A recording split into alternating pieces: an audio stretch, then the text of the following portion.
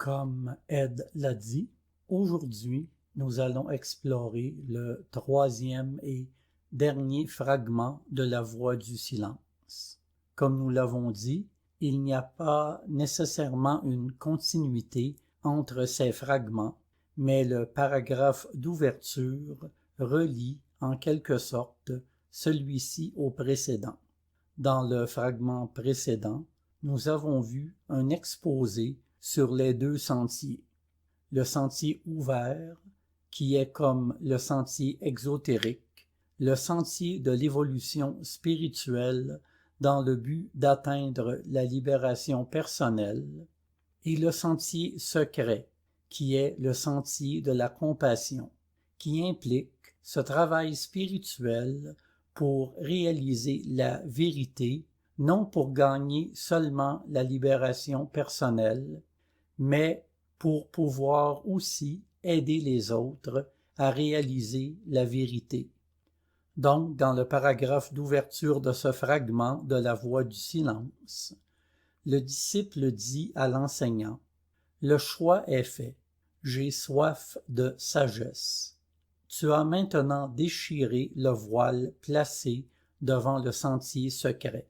Voici ton serviteur prêt à se laisser guider par toi. » Alors l'enseignant répond: « C'est bien, Shravaka. » Shravaka signifie l'étudiant, celui qui est à l'écoute, la personne qui apprend, mais pas nécessairement active dans sa vie spirituelle au niveau du travail sur la transformation de la conscience. Nous pratiquons tous la vie spirituelle, mais de ce point de vue, nous ne sommes pas tous des Shravakas. Nous en sommes encore à l'étape d'apprendre sur ce qu'est la vie spirituelle. Alors, le professeur dit: « C'est bien, Shravaka, prépare-toi, car tu devras voyager seul. L'instructeur ne peut que t'indiquer la route. » Et c'est le premier concept qu'il est important de comprendre, car dans la vision théosophique, il y a ces maîtres de sagesse que nous avons mentionnés, sujet sur lequel nous avons fait une étude auparavant dans la série Living Theosophy, et l'idée amenée est que ces adeptes, ces maîtres, ne sont pas des enseignants comme nous le concevons habituellement en Occident. Nous pensons à un enseignant comme une personne qui est là constamment, enseignant, expliquant des choses au disciple ou à l'étudiant, lui disant ce qu'il faut faire, ce qu'il ne faut pas faire, à la façon d'un tuteur. La vie spirituelle est une expérience que nous devons affronter seuls. Bien sûr, nous pouvons être entourés de personnes, nous pouvons être soutenus par des personnes, nous pouvons avoir des conseils, mais finalement, quand nous avons un problème, c'est nous qui devons le résoudre.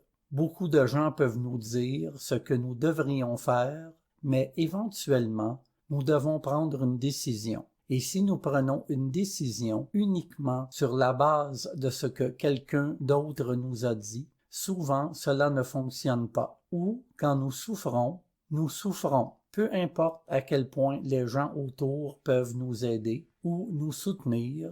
Bien sûr, cela fait une petite différence, mais au fond, nous devons affronter la vie spirituelle par nous-mêmes. Donc, l'idée concernant ces maîtres est que lorsqu'un maître contacte un étudiant ou un disciple, ce disciple peut ne plus entendre parler du maître pendant des années. Mais la différence est que maintenant, les choses qui arrivent dans la vie de ce disciple sont comme karmiquement arrangées pour que le disciple apprenne, et il doit apprendre par lui-même. Alors il va continuer sa vie normale, mais maintenant il doit affronter la vie d'un point de vue différent. Par exemple, il ne peut pas réagir avec agression quand il subit une agression. Je veux dire, il peut le faire, mais l'idée est que maintenant, il y a une approche complètement différente de la vie, où les règles sont très claires et très faciles. et nous connaissons tous les règles. Si vous lisez n'importe quel enseignement, dans n'importe quelle religion sérieuse, les règles sont claires. Vous ne pouvez pas répondre à la haine par la haine. Vous devez développer un esprit calme, un cœur pur. Nous savons tous ces choses, mais si elles sont faciles à dire, elles sont difficiles à mettre en pratique. L'idée est que la personne qui est dans ce qu'en théosophie nous appelons le sentier, cette personne qui entre dans le sentier s'engage principalement envers elle-même, mais s'engage à vivre d'une manière différente. Tout cet enseignement à propos du sentier est complexe et je ne peux pas trop m'y attarder. Mais ce fragment parle de l'entrée sur le sentier. Souvenez-vous de ce que nous avons dit précédemment. Nous avons parlé un peu du concept d'initiation. Le mot initiation est utilisé de différentes manières. Dans l'hindouisme, en franc-maçonnerie, même dans le langage courant. Vous savez, dans chaque tradition, ils l'utilisent d'une manière particulière. Au sens théosophique, l'initiation est quelque chose, une chose artificielle, si nous voulons le dire de cette façon, ou une personne qui est prête à passer par un cours accéléré d'évolution spirituelle est contactée par ces bodhisattvas, comme ils sont appelés dans la voie du silence, c'est-à-dire dans un contexte bouddhique. Et cette personne peut passer par une initiation où sa conscience est élargie artificiellement, comme je l'ai dit, dans le sens où, au moyen des pouvoirs des maîtres, il voit maintenant la vie d'un point de vue supérieur. Et ensuite, cette personne revient à sa propre perception naturelle, et tout le travail consiste à vivre sa vie en se basant sur cette perception élargie et en essayant de rendre cette perception stable, de faire de cette perception sa propre perception. Maintenant, tout cela implique de remuer, de stimuler ce que nous pouvons appeler les ombres en nous-mêmes. Donc il y a le chemin du développement spirituel religieux, régulier, normal, où la personne mûrit naturellement, progressivement, et il y a cet autre chemin, le sentier de l'initiation, où la personne passe par une série d'expériences qui ne sont pas la voie normale, la voie régulière de développement. Ainsi, lorsqu'une personne sur ce sentier acquiert une perception, cette personne peut perdre cette perception. Dans le chemin régulier, quand nous arrivons à un certain point, ce point est très stable parce que nous y sommes arrivés avec tous les aspects de notre nature, grandissant progressivement ensemble.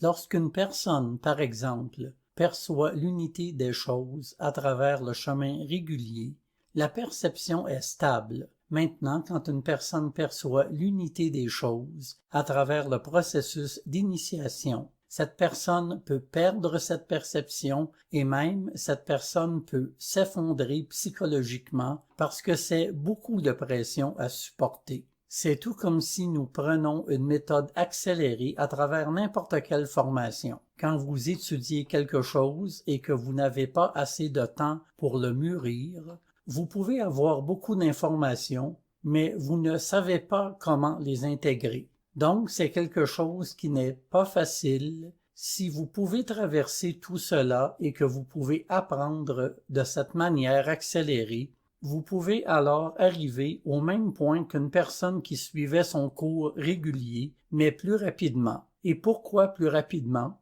Encore une fois, dans ce contexte, parce que l'humanité a besoin d'aide, et ceux qui disent « je suis prêt à aider » auront peut-être la possibilité de franchir plus rapidement les dernières étapes de leur évolution spirituelle pour qu'ils puissent aider. Maintenant, dire « je veux aider » n'est pas quelque chose que nous pouvons dire avec notre mental. Nous disons « je veux aider » à travers de nombreuses vies de service à l'humanité, un service réel avec les possibilités que nous avons. Voyez-vous, comment passons-nous notre temps? Passons-nous la plupart de notre temps uniquement à satisfaire notre personnalité juste pour profiter de la vie? Comment dépensons-nous ou utilisons-nous notre argent?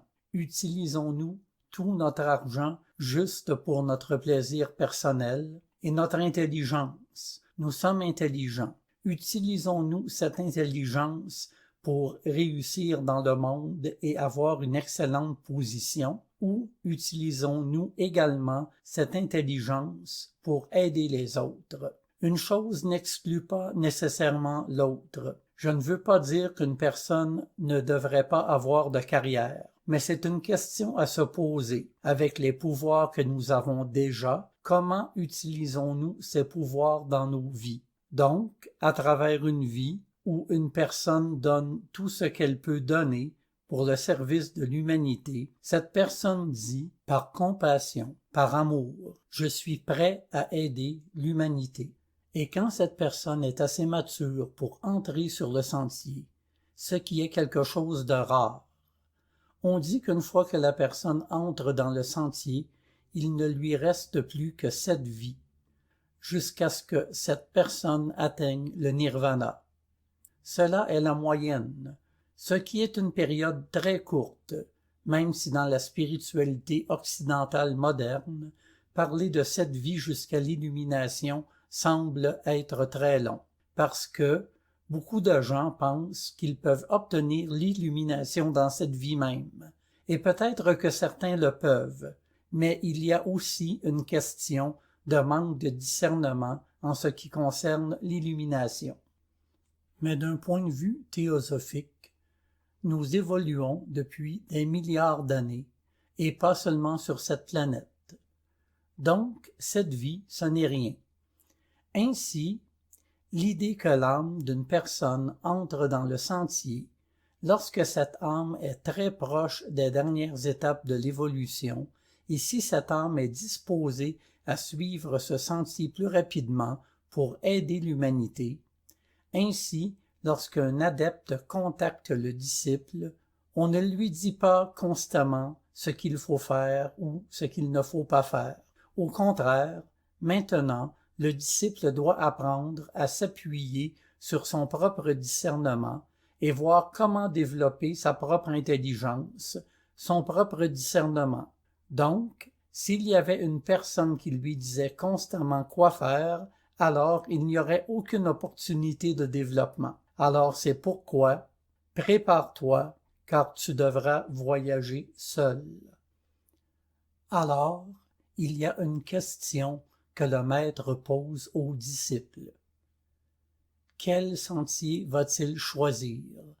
Va-t-il choisir le sentier de la méditation et de l'isolement pour gagner la libération personnelle ou parcourir le sentier des paramitas? Les paramitas est un concept bouddhiste. Ce sont 6 vertus que possède une personne spirituelle. Ainsi, pour pratiquer les paramitas, il y en a 6 ou 10 selon le niveau, 10 pour les moines, 6 pour les laïcs ou les femmes. Ainsi, l'idée est que le chemin des paramitas, le développement de ces vertus, est le symbole pour le chemin du développement de notre nature pour aider l'humanité dans la voie du silence. Ainsi, le maître dit, « Allez-vous choisir le sentier de la méditation dans l'isolement ou le sentier des paramitas? » Et le maître dit, « Le sentier de la méditation est difficile et 3 fois grand est celui qui gravit le haut sommet. Mais les sommets de paramitas sont traversés par un sentier encore plus escarpé.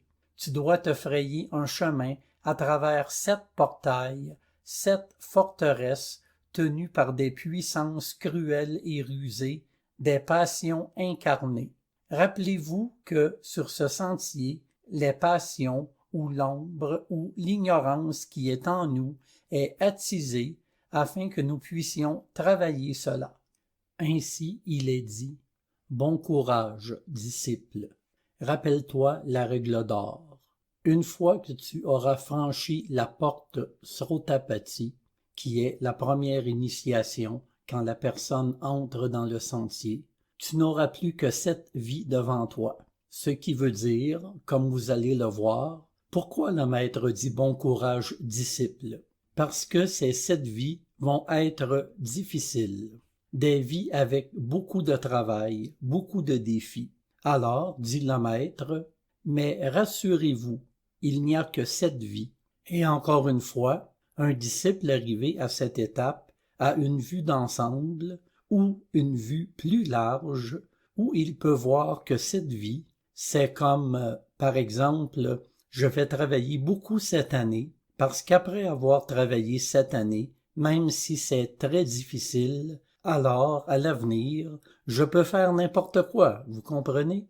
Car on voit que si on regarde toute notre vie, 1 an, ce n'est pas beaucoup, qu'on peut faire un effort supplémentaire. Dans ce sens, un disciple voit aussi que cette vie, ce n'est pas si long et qu'il peut faire cet effort. Ainsi, la voix du silence, dans ce fragment, parle essentiellement de ce qui se passe lorsqu'une personne reçoit la première initiation et entre sur le sentier. Mais il y a un avertissement, et il est dit parce que, comme nous l'avons dit, il y a un niveau de maturité spirituelle qui est nécessaire pour pouvoir entrer sur le sentier. Ainsi il est dit, avant d'avoir été rendu apte à rencontrer ton instructeur face à face. Que t'a-t-on dit?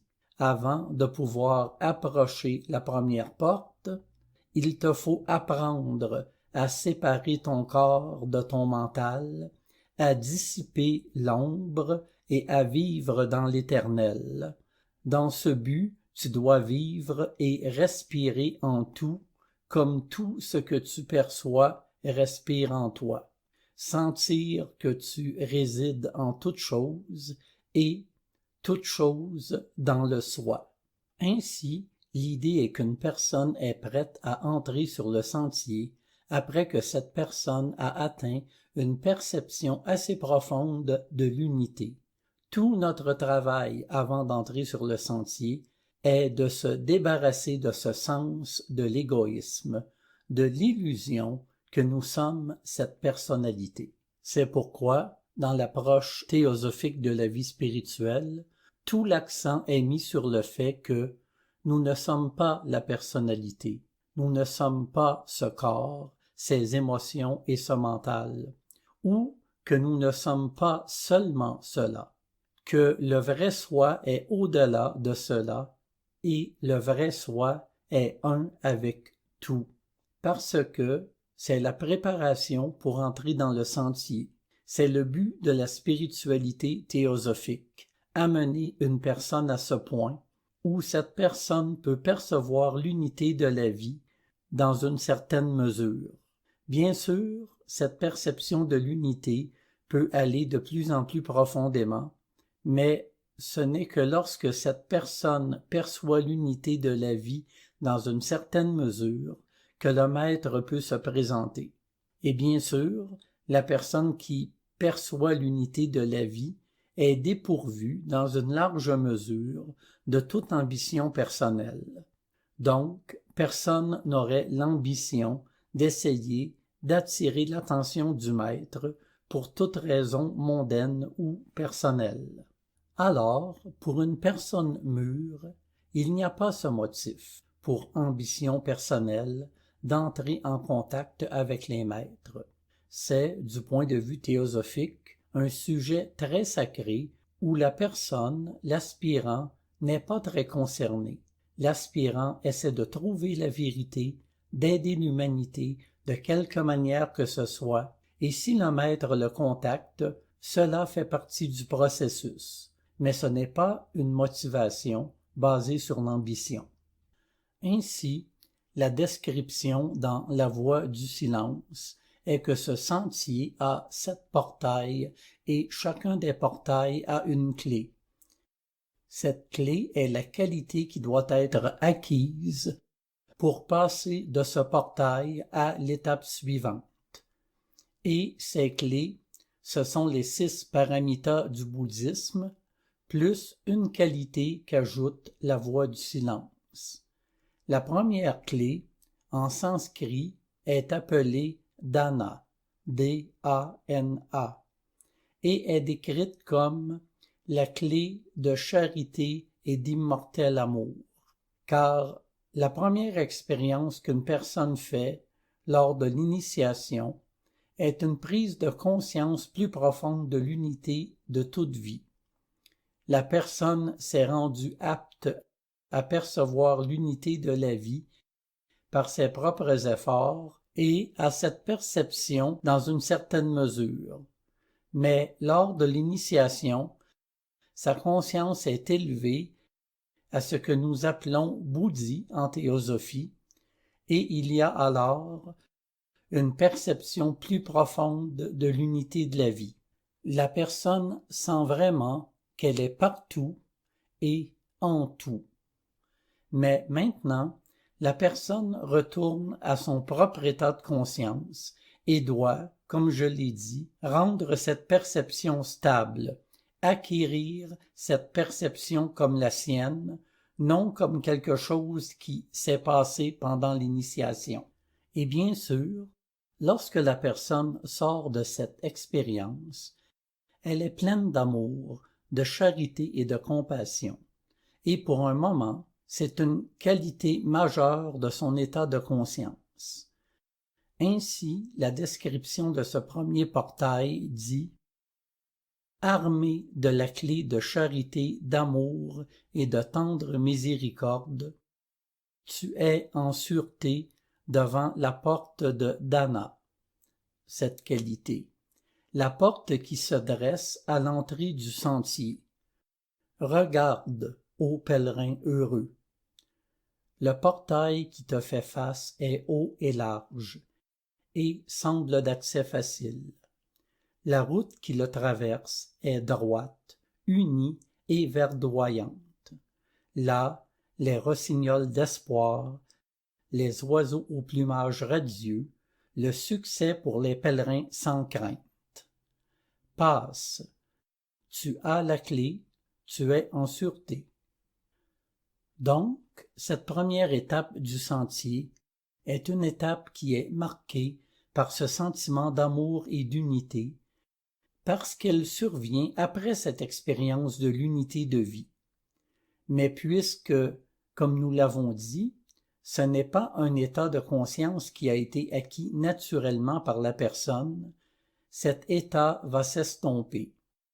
Pas complètement, bien sûr, car cette personne était déjà à un certain niveau de perception de la vie. Mais c'est après tout une émotion personnelle, et les émotions personnelles sont impermanentes. Et après un certain temps, est atteinte la deuxième étape du sentier, l'étape où le karma commence à s'accélérer, de sorte que toutes les racines de l'ignorance puissent être vues et travaillées, et réaliser l'illusion qui était la source de ces tendances ou obstacles particuliers pour la perception de la vérité. Ainsi, au deuxième portail, la clé du deuxième portail est Shila, S-H-I-L-A, et est décrite dans la voie du silence comme la clé d'harmonie en parole et en acte, la clé qui rétablit l'équilibre entre la cause et l'effet et ne laisse plus de place à l'action karmique. Maintenant, arrivent dans la vie du disciple de nombreuses situations difficiles qui feront surgir ses propres faiblesses, doutes ou incapacités, et cette personne doit, en passant par ces expériences, mûrir tous ces aspects de lui-même. Alors, la voix du silence dit « Et maintenant, à la seconde porte, la route est verdoyante encore, mais tout en montant, elle est raide et sinueuse. Oui, jusqu'au sommet rocailleux. De grises brumes se suspendront à ces hauteurs rudes et pierreuses. Tout sera sombre au-delà, à mesure que le pèlerin avance. Le chant d'espoir sonne plus faible dans son cœur. Le frisson du doute est maintenant sur lui. Son pas devient moins assuré. Prends-y garde, ô candidat. Prends garde à la crainte qui se déploie comme les ailes noires et silencieuses de la chauve-souris de minuit.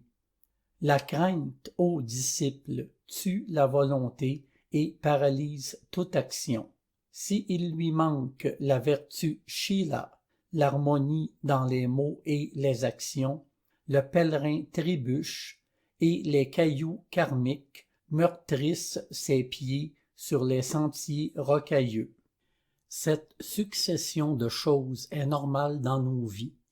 Quand on vient pour la première fois dans la société théosophique, par exemple, ou quand on trouve une philosophie qui nous est propre, qui nous tient profondément à cœur, nous avons ce sentiment joyeux. On a ce sentiment d'une nouvelle vision du monde et tout va bien.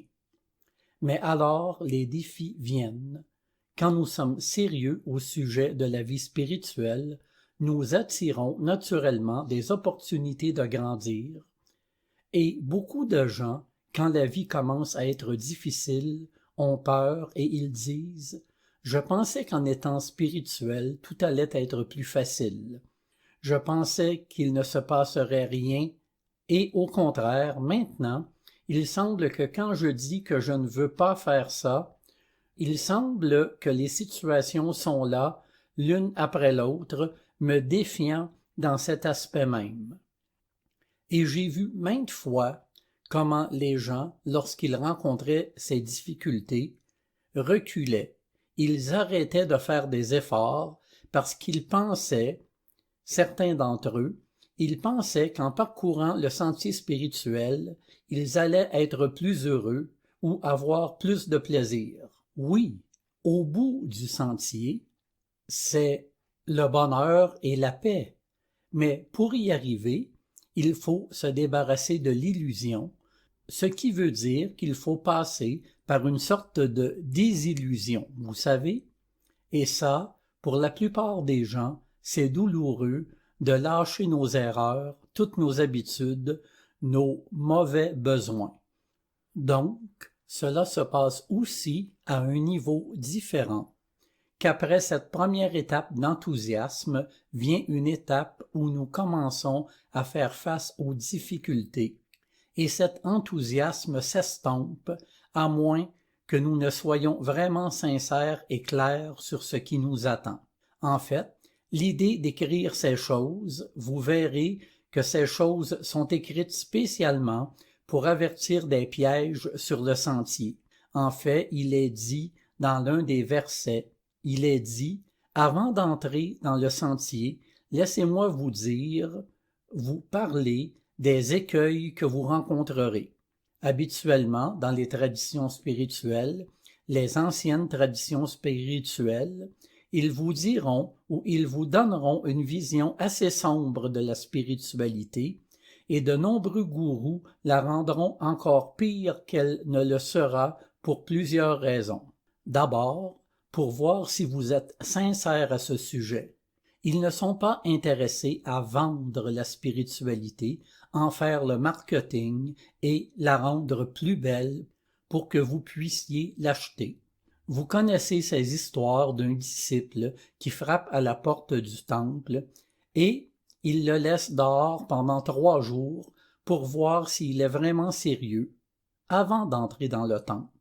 Ou même dans les films comme Karate Kid, vous savez, ce film où il doit traverser beaucoup d'épreuves et cela faisait partie de son entraînement, même s'il ne le savait pas. Mais toutes ces choses font partie de la tradition. Un gourou essaiera de repousser l'aspirant et de voir si l'aspirant est vraiment sincère. Ce n'est que dans notre vision occidentale de la spiritualité que ça ressemble beaucoup aux affaires et où on considère le succès comme le nombre de personnes qui viennent, combien nous pouvons vendre. Alors nous entrons dans ce marketing de la spiritualité. Mais l'idée de montrer l'aspect sombre de la spiritualité est de tester si vous êtes vraiment intéressé, si vous êtes vraiment mature, et aussi pour que vous soyez prévenus, parce qu'on ne se plaint pas des choses heureuses. Quand vient le côté heureux de la spiritualité, ça nous va. On se plaint de l'autre côté. Alors, voyons comment le sentier va être, et ensuite, bien sûr, vient toute l'inspiration. Et c'est le plein sens de la vie et de la réalité qui vient avec un sentier spirituel. Mais avec cela viendront les difficultés. Et le maître dirait que personne ne vous a dit que ce serait facile. Mais vous savez, cela vaut la peine de le faire. Comme nous l'avons dit dans l'une des premières sessions, lorsque vous étiez adolescent et que vous devenez adulte, vous ne pouvez rien faire d'autre que de devenir adulte si vous êtes mature. Non pas parce que la vie d'un adulte sera plus facile, mais parce que c'est ce que vous êtes. C'est une étape naturelle. Donc, l'idée est qu'à cette étape, le disciple doit apprendre, doit développer ce discernement pour savoir quelle est la bonne action. C'est pourquoi le karma est très associé à cette étape. Il y a des défis, il y a des situations difficiles et le disciple doit décider quelle est la bonne action du point de vue le plus profond, pas selon le code moral de la société, qui plusieurs fois est faux. Certaines des choses dans notre code de moralité sont bonnes, d'autres font simplement partie de notre culture, et pour une personne spirituelle, ce qui compte, c'est ce que la personne a vraiment l'intention de faire, pas seulement ce qu'elle fait. Par exemple, une personne normale ne volerait pas. Non pas parce qu'elle est libre du besoin ou du désir d'acquérir des choses pour elle-même, mais parce qu'elle ne veut pas de la punition. Mais si elle trouve quelque chose et qu'il n'y a personne, elle peut le prendre. Maintenant, pour une personne spirituelle, il ne suffit pas que la personne ne fasse pas quelque chose. Ce qui est nécessaire, c'est que la personne n'ait même pas la tendance, la pensée, l'intention de faire quelque chose de mal. Alors toute cette étape, c'est une étape difficile où la personne apprend vraiment à discerner le vrai du faux, le bien du mal, le désir du point de vue juste, et quand la personne commet une erreur, puisque cette personne est dans ce cours accéléré, les résultats karmiques se produisent tout de suite. Habituellement, pour les gens normaux, les résultats karmiques sont retenus plusieurs fois, même pendant plusieurs vies, parce que cette personne n'est pas assez mature pour recevoir les conséquences. Si une personne est ignorante et fait beaucoup de mauvaises choses, si cette personne obtenait le résultat karmique de chaque chose qu'il ou elle fait mal, probablement que la vie écraserait la personne. Ainsi, la nature retient le résultat du karma pendant un certain temps, jusqu'à ce que l'âme soit plus forte et que les résultats karmiques puissent être une leçon et non une punition. Une leçon est quelque chose qui aidera la croissance et non quelque chose qui l'arrêtera. Mais à ce stade, le karma du disciple se produit généralement tout de suite, car le disciple doit apprendre. Il a dit « Je veux apprendre ». Donc c'est pourquoi à ce stade, il est important d'apprendre l'harmonie entre la parole et l'action. C'est une façon de dire d'apprendre à faire la bonne action. Puis, le prochain portail, la clé est Kshanti, K-S-H-A-N-T-I, qui se définit dans la voie du silence comme la douce patience qui ne peut être troublé. Et il est écrit: aie le pied sûr, ô candidat, baigne ton âme dans l'essence de Kshanti, car voici que tu approches du portail de ce nom, de la porte de fortitude et de patience. Plus tu avanceras, plus tes pieds rencontreront de fondrières. Le sentier où tu marches est éclairé par un feu, par la lumière de l'audace qui brûle dans le cœur. Plus on ose, plus on obtiendra. Plus on craint, plus la lumière pâlira, et elle seule peut guider. Nul rayonnement de l'esprit ne peut dissiper l'obscurité de l'âme inférieure, à moins que toute pensée égoïste n'en soit enfuie. Car voici qu'a eu lieu le grand combat suprême, la lutte finale entre le soi supérieur et le soi inférieur. Mais une fois franchie la porte de Kshanti, le troisième pas est fait, ton corps est ton esclave. Donc l'idée ici est que si vous voyez la première clé d'Anna qui a à voir avec la charité et l'amour, cela pourrait être lié dans un sens à notre nature physique, à nos actions. Comment agissons-nous dans le sens de l'amour et de la charité émanant de cette perception spirituelle, bien sûr.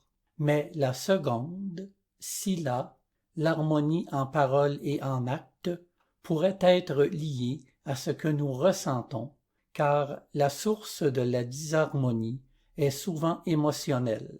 Elle n'est pas mentale.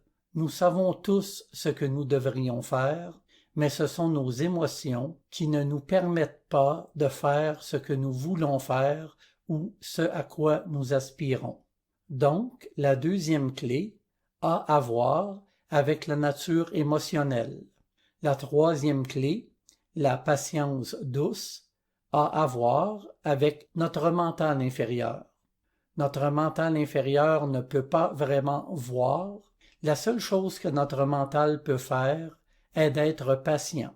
Patient quand les choses arrivent, parce que nous allons voir que la clé suivante a à voir avec notre mental supérieur qui voit vraiment les choses. Mais à l'étape du mental inférieur, ce que le disciple développe, c'est ce sentiment d'abandon, de patience, de savoir que tout arrive de la façon dont ça devrait se passer. Et c'est une bataille au niveau mental entre l'appel de l'ego inférieur et l'appel de l'ego supérieur.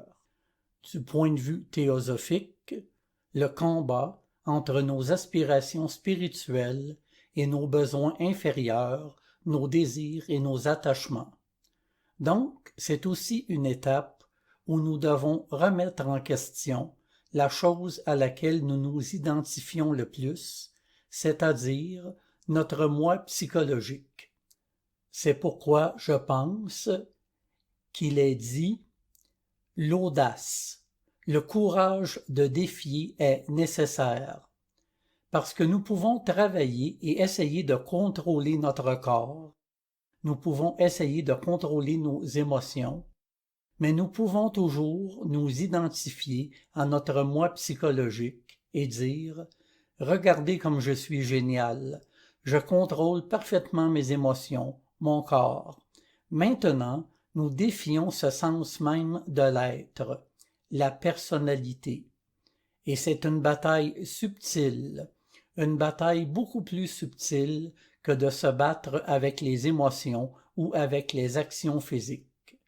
Donc, une fois que la personne a passé ce portail, vient le suivant, le quatrième, qui est Viraga, V-I-R-A-G-A, ce qui signifie l'absence de conditionnement.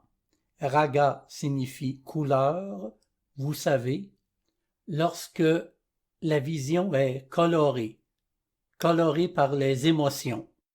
Et vi signifie sang. Donc, c'est un état d'équanimité et il est défini dans la voie du silence comme indifférence au plaisir et à la douleur, l'illusion vaincue, la vérité seule perçue. Ainsi, la voix du silence dit « Maintenant, prépare-toi pour le 4e portail, le portail des tentations qui, avec certitude, enjôle l'homme intérieur. Jusqu'à présent, nous avons travaillé sur ce qui est extérieur.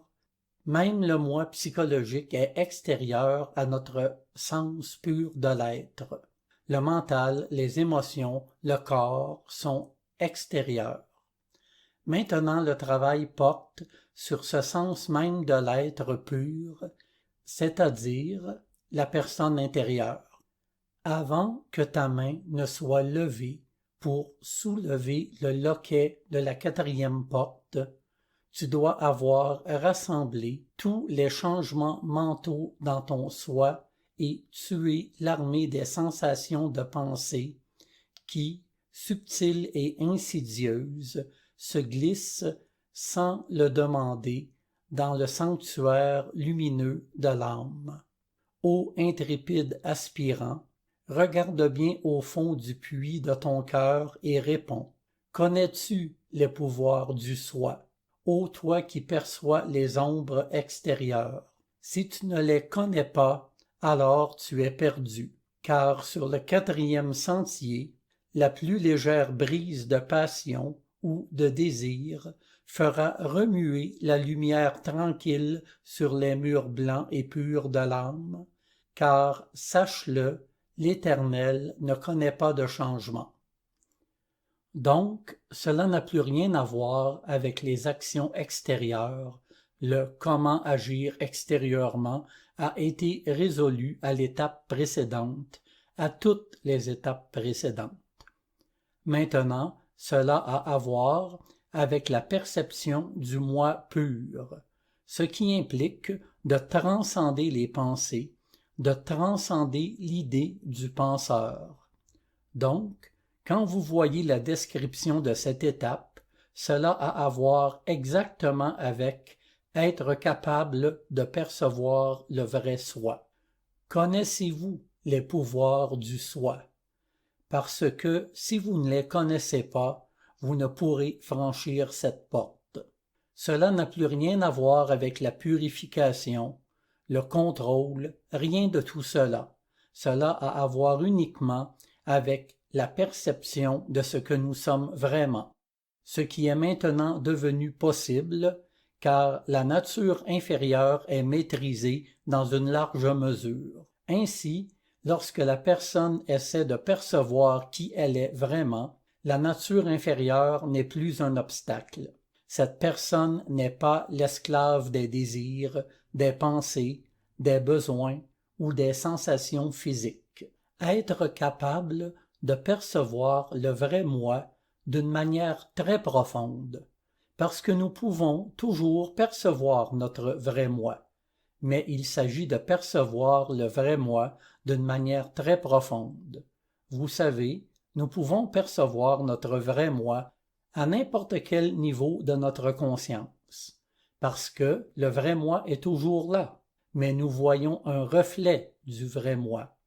Mais à cette étape, le besoin est de percevoir le vrai moi d'une manière très profonde, et pour cela, la nature inférieure doit être complètement calme. Non pas parce que la personne a imposé un sentiment de calme, mais parce que la nature inférieure est déjà en ordre, ne produit pas de perturbation par elle-même. Donc, c'est le 4e portail, et une fois que la personne y est arrivée, il est à la dernière étape où il y a toujours une lutte. Après cette porte, il y a encore d'autres choses à percevoir, des choses plus profondes à réaliser, mais elles ne sont pas liées à aucune sorte de lutte. La lutte s'arrête ici. Ainsi, dit-on, la tâche ardue est accomplie, ton labeur est presque fini. Le large abîme qui s'ouvrait pour t'engloutir est presque franchi. Tu as maintenant traversé le fossé qui environne la porte des passions humaines. Tu as maintenant vaincu Mara et sa furieuse légion, qui est comme le tentateur dans le bouddhisme. Tu as nettoyé ton cœur de la souillure et tu l'as saigné du désir impur. Mais, ô glorieux combattant, ta tâche n'est pas encore accomplie. Protège ton mental de l'orgueil et de la satisfaction à la pensée de la grande œuvre accomplie.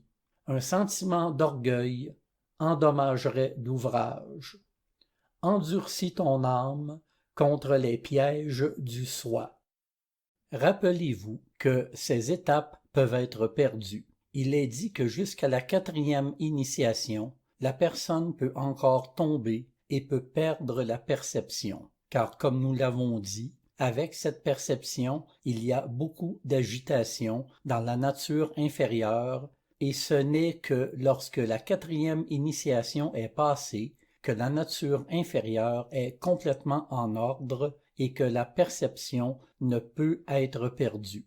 À ce stade, un subtil sentiment de fierté, car souvenez-vous aussi que cette fierté, cette peur, toutes les choses qui sont dites ici ne sont pas nécessairement les mêmes choses que nous connaissons sous ces noms. C'est la même chose avec l'amour. Nous expérimentons une certaine dimension de l'amour qui n'est pas la même que l'amour impersonnel que ressent l'être illuminé. Encore une fois ici, cette personne est bien sûr au-delà de tout sentiment grossier de fierté ou d'un orgueil évident. Mais il y a un sens subtil de fierté et de peur qui est toujours là. Alors, la voix du silence dit: quand tu as atteint cet état, les portals que tu as encore à conquérir sur le sentier ouvriront tout grand leurs battants pour te laisser passer, et les plus puissantes forces de la nature ne possèdent pas le pouvoir d'arrêter ta course. Tu seras le maître du septuple sentier, mais pas avant, ô candidat, d'avoir subi des épreuves qui dépassent la parole. Donc, l'idée est qu'il y a plus de choses à faire, mais ces épreuves n'impliquent pas la lutte et les dangers dont nous parlions, car à ce stade, là où le moi réel est perçu, l'illusion disparaît. Maintenant, pour les étapes qui restent, c'est une question d'approfondir cette perception, de faire mûrir cette perception du réel. Et ça peut demander beaucoup de travail en un sens, mais pas de la même manière qu'avec les luttes ou les doutes ou les peurs ou la possibilité de revenir en arrière. Donc, la voix du silence ne décrit pas beaucoup les prochaines étapes parce qu'elles sont très élevées et aussi, comme je l'ai dit, le fragment est plus axé sur les dangers dont nous devons être avertis et très peu pour décrire les réalisations. De toute façon, les réalisations à ces niveaux ne peuvent pas être vraiment comprises pour nous. Si nous disons qu'il y a un sentiment de bonheur, nous pouvons penser que le bonheur fait référence à notre sentiment de bonheur, qui est généralement l'excitation. Donc, si une personne pense que l'excitation doit durer jusqu'à la fin, parce que c'est le but ultime de la vie spirituelle, cela peut devenir un sérieux obstacle, parce que la personne sage est toujours définie comme une personne qui est au-delà du bonheur et du chagrin, du plaisir et de la souffrance. Donc, ce genre d'écrit ne parle pas beaucoup des réalisations ou des états que vous pouvez atteindre, ça parle des dangers. Donc, on est prévenu dans une certaine mesure, parce qu'on ne les connaît que lorsque l'on doit les affronter. Mais ça donne une perspective. Donc, juste pour terminer concernant les 7 clés, la clé suivante est Virya. Virya est définie comme l'énergie indomptable qui se ferait une route vers la vérité céleste, hors de la frange des terrestres mensonges. Puis nous avons dhyana, qui signifie méditation, dhyana dont la porte d'or, une fois ouverte, conduit l'adepte vers le royaume de l'éternel Sat et contemplation incessante. Ce dhyana n'est pas la même méditation que nous pratiquons, c'est un état constant de contemplation du vrai soi dans tout ce que la personne fait. Enfin, prajna, qui signifie sagesse, dont la clé fait de l'homme un dieu, et le crée Bodhisattva, fils des dhyanis. Les dhyanis sont comme des dieux spirituels. Donc, c'est plus ou moins de quoi parle le troisième fragment. Il décrit certaines étapes qui, bien qu'elles se réfèrent au sentier de l'initiation, nous pouvons les voir se refléter à différents niveaux de nos vies. Et je pense qu'il est très important d'avoir ce point de vue, car cela donne une perspective à une personne. Vous savez, si par exemple nous vivons dans le monde et nous ne savons pas qu'il y a beaucoup de pays que peut-être nous ne visiterons jamais, et beaucoup de cultures, et nous pensons que le monde n'est que ce que nous avons dans notre voisinage, cela produit une vision très étroite de la vie et du monde, et cela apporte ses propres limites. Donc, connaître le monde, même si nous n'allons pas aller dans ces pays, est quelque chose de nécessaire. Ou cet exemple du nombre de vies nécessaires ou de la profondeur de la réalisation de soi nous donne également une perception que nous ne pouvons pas nous attendre parce que nous nous réveillons chaque matin, méditons 15 minutes et faisons du yoga. Nous ne pouvons pas nous attendre à atteindre l'illumination. Cela nous donne aussi une perspective. Et donc, je pense que ce sont quelques-uns des objectifs de ce genre de texte et pourquoi ils ont été publiés. C'est plus ou moins ce que je voulais partager. Y a-t-il des commentaires ou des questions? Vous avez mentionné 7 vies et il y a 7 portails. Est-ce une vie pour chaque portail ou... C'est une question naturelle. Il est dit, selon Leadbeater, par exemple, les 7 vies, c'est comme une moyenne, mais tout le sentier peut être fait en 2 vies. Il a dit, je connais des gens qui ont fait ça. Aussi, ça peut prendre plus de temps, vous savez. C'est comme si vous me demandiez combien de temps vit un être humain. Un être humain vit, dirons-nous, bien normalement, dans les pays modernes, 80 ans, mais beaucoup atteignent 90 ans et certains meurent beaucoup plus jeunes. Donc, c'est juste pour donner une idée générale de ce à quoi on peut s'attendre. Et ces portails ne sont pas nécessairement liés aux initiations, car ces 7 portails embrassent les initiations, de la première à la 4e, et il y a des initiations supérieures plus tard. Donc je ne pense pas que les portails soient nécessairement liés aux vies. Vous savez, généralement, les premiers portails sont plus faciles et une personne peut les traverser même dans une vie. Mais ce qui vient plus tard est plus difficile à réaliser. Plus vous allez en profondeur, plus il est difficile de réaliser la vérité. Donc, cela prend plus de temps, mais je ne relierai pas les portails aux vies. Question. Quand la personne suit le sentier et qu'il reste 7 vies, chaque fois qu'elle revient, connaît-elle les vies passées? Se souvient-elle du choix qu'elles ont fait?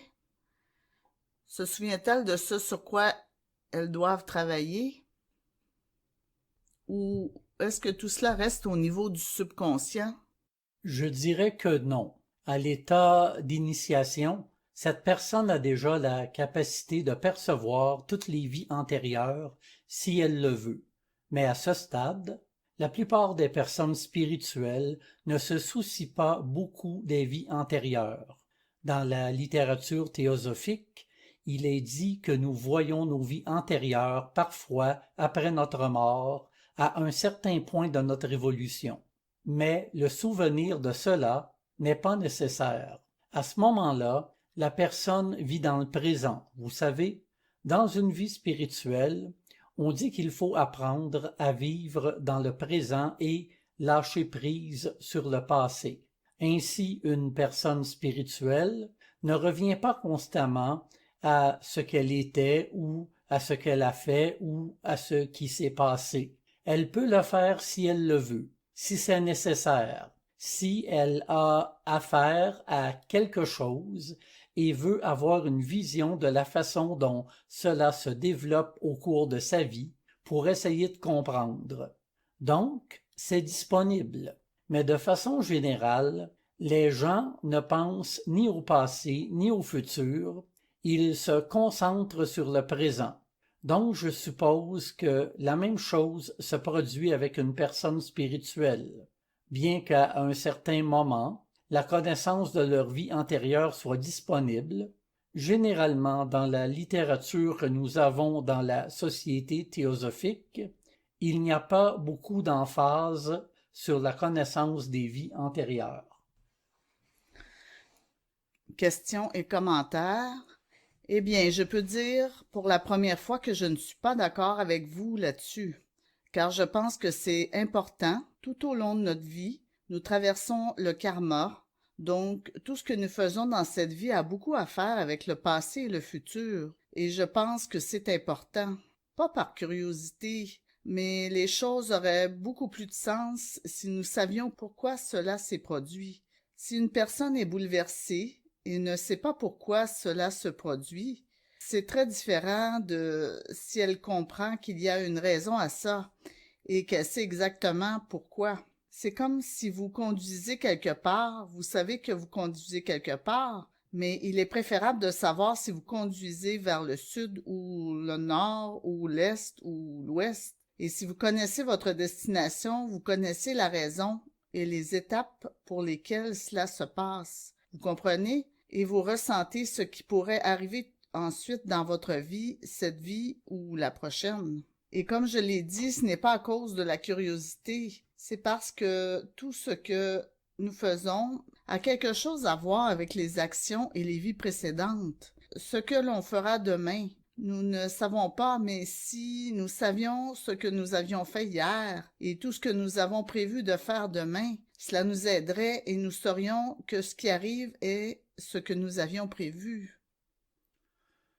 Oui, c'est vrai, mais aussi il y a un état qui, quoique les choses appartiennent à notre mental et qu'il y a un besoin de connaître toutes les choses, il y a un moment où la personne sait que tout ce qui arrive a une raison et vraiment qu'il y a toujours un sens. La personne n'a pas besoin d'explication.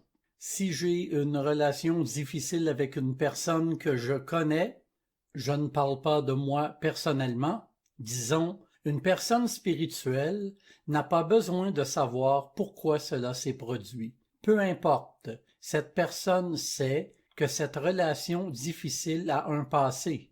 Il n'y a aucun doute là-dessus. Mais le souci principal, c'est de voir comment puis-je gérer cela. Où ai-je des difficultés? Comment puis-je apprendre à être en relation avec cette personne? Alors, c'est ce que je veux dire. Cette conscience est tellement focalisée sur le présent et n'a pas besoin d'explication. Vous savez, peut-être que la personne irait voir s'il y a une raison, je ne sais pas, mais je sais qu'il y a une étape dans la vie où notre mental arrête de se poser des questions dans ce sens, arrête de chercher des justifications, arrête de planifier à l'avance. Il y a une équanimité qui nous dit que tout va bien. Je n'ai pas besoin d'être rassuré sur rien, alors laissez-moi me concentrer sur ce que je dois faire maintenant. Donc, je suppose que cela dépend du niveau de développement de la personne, mais je comprends que dans de nombreux cas, pour de nombreuses personnes, cela pourrait être important.